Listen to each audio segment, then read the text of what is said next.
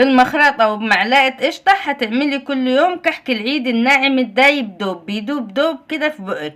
تعالي هقولك ازاي تعملي كحك العيد الناعم بطريقة سهلة وبسيطة خالص، وهقولك على كل اسباب نجاح الكحك معاكي، ومش هخليه يفشل معاكي خالص. بصيلي على الجمال وبصيلي على التحفة، والنقشة ثابتة واللون موحد. تعالي هقولك على كل اسرار كحك العيد الناعم ان شاء الله. كل مكون حطيته في الكحك ليه دور معانا، وهقولك على كل مكون انا حطيته كان دوره ايه معايا في الكحك. انا هدى ودي قناتي، لو اول مره بتتابعيني يا ريت نعمل لايك ونعمل اشتراك في القناه. هنسمي الله ونصلي على الرسول، وهندخل على قصتنا النهارده يا زهره الكون. قصتنا النهارده كحك العيد الناعم الدايب دوب. اول حاجه معايا ربع كوبايه من الميه، حطيت عليها معلقه صغيره من السكر ومعلقه ممسوحه صغيره من الخميره زي ما انتوا شايفين كده بالظبط، والميه تكون طبعا دافيه، ونغطيها ونسيبها جنبنا. هنا معايا الطبق بتاعي او البولة الكبيرة، معايا هنا كوباية ونص من السمنة زي ما انت شايفة. هنا السمنة انا ايا كان نوع السمنة بتاعك سيحيها وبعد كده حطيها في التلاجة تبرد معاك. هنا لازم السمنة نعايرها قبل ما تبقى جالسة، يعني ما تعايريهاش من العلبة بتاعتها على طول وبعد كده تعملي بيها، لا سيحيها وعايريها بالكوباية او بالجرام وبعد كده حطيها في التلاجة تجمد معاكي. انا هنا هعمل الكحك على البارد زي ما انتوا شايفين، مش هعمله على السخن. نفس المكونات لو هتعمليه على السخن. حطيت معلقتين سكر بودر كبار من معلقة الرز اللي بناكل بيها. بس كده هنجيب مضرب يدوي، تشتغلي بايدك مضرب كهرباء الموجود عندك. عايزه الخليط يبقى معايا كريمي زي ما انت شايفه كده يا زهره الكون. لازم الخليط ده يبقى كريمي عشان يديكي نتيجه صح للكحك بتاعك. زي ما انت شايفه انا ضربته طبعا بمضرب الكهرباء لغايه ما وصلت للون اللي انا عايزاه. ده احلى لون توصليله للكحك بتاعك. بس كده تمام. هنا هنحط الدقيق بتاعي. انا هنا هشتغل على نص كيلو دقيق زي ما انتوا شايفين. انت عايزه تضعفي الكميه طبعا هتضعفي المكونات على طول. نص كيلو من الدقيق، وهنشوف المكونات اللي هنحطها، وكل مكون انا حطيته له دور. اول حاجه هحط معلقه نشا كبيره زي ما انت شايفه كده تكون هرميه لنص كيلو. لو انت هتعملي كيلو هتحطي معلقتين هرميين. وهقولك فايدة النشا هنا معلقة صغيرة من ريحة الكحك، هنا نص معلقة صغيرة من البيكنج باودر، معلقة كبيرة من لبن البودر، معلقتين كبار من السمسم. كل مكون ليه دور وهنقوله مع بعض احنا وماشيين في الفيديو. وبعتذر يا زهرة الكون لو الفيديو هيكون طويل عليكي، بس ان شاء الله تستفيدي. هنا معانا ذرة الملح، ما تنسوهاش بين صوابعك كده وقلبي المكونات دي كويس مع الدقيق. بس هنا هنلف طبعا الدقيق كويس الاول وبعد كده هنشتغل بس. هوريكي درجة البس اللي توصلي لها عشان برضو هي من اول اسباب نجاح الكحك معاك.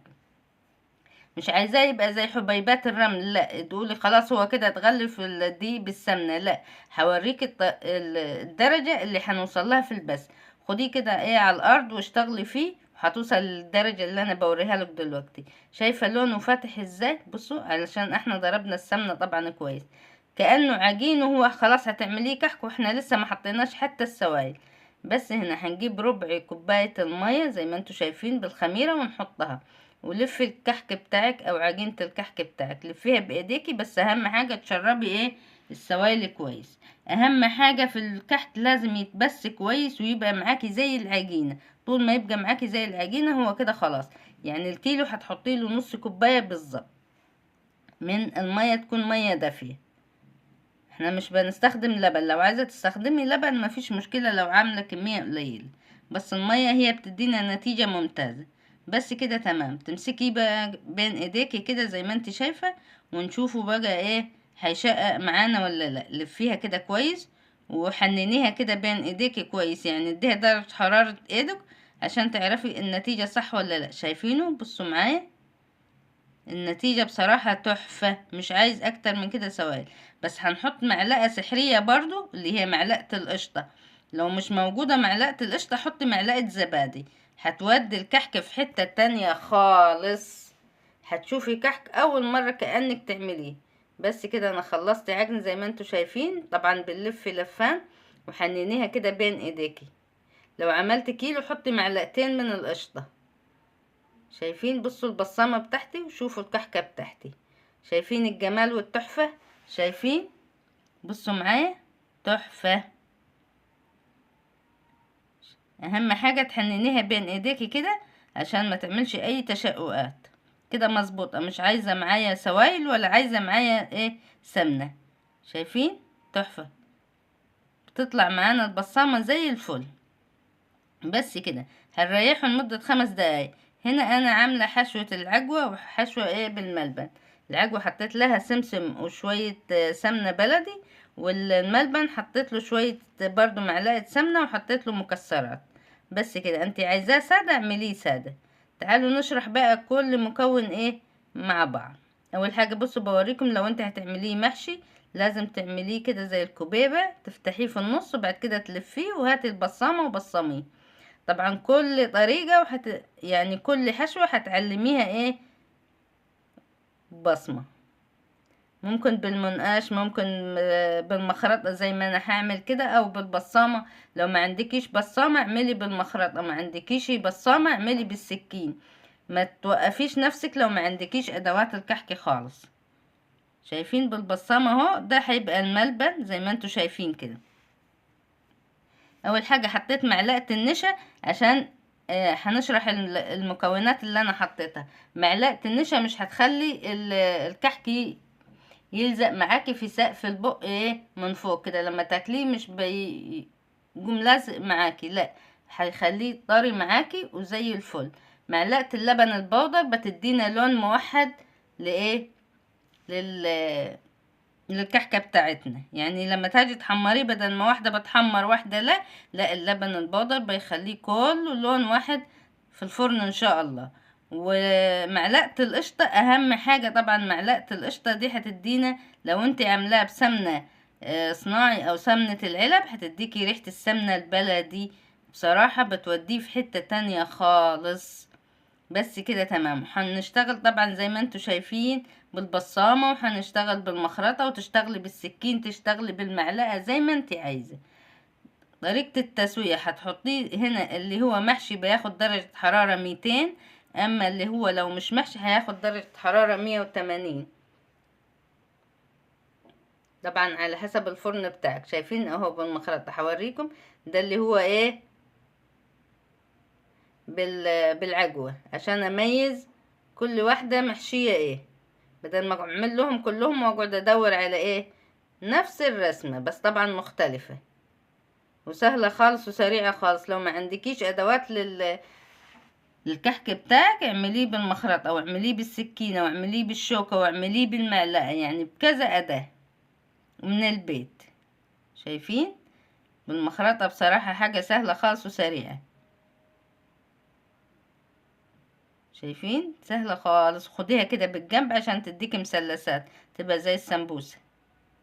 شايفين؟ تحفة. التصوير والله الكاميرا ظالمة الكحك بتاعنا. اهم حاجة طبعا زي ما قلت لك تحننيها بين ايديك ولفيها كده وافتحيها ايه زي الكوبيبة، وبعد كده قفليها كويس عشان ايه اي حشوة ما تخرجش.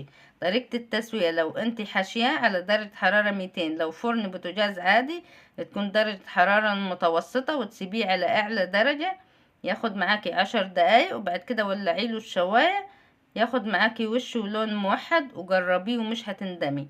وصلوا على النبي كده في الكومنتات، اللهم صل وسلم وبارك عليك يا حبيبي يا رسول الله. شايفين؟ بس كده هنروح نخبزه. سيبيه مدة ربع ساعة وبعد كده ايه اخبزيه. والجمال طلع معانا. الكاميرا ظالمة الكحك خالص. هوريكم شكله عامل ازاي من تحت. شايفين؟ طول ما تلاقي الكحكاية كده من تحت مسواية وشكلها بيلمع معاكي، اعرفي ان الكحك بتاعك مظبوط. شايفين التسوية الصح؟ شايفين اللون الموحد؟ شايفين الرسمة معايا ثابتة ازاي؟ ما فرش مني خالص عشان مكوناته مظبوطة والخميرة مظبوطة.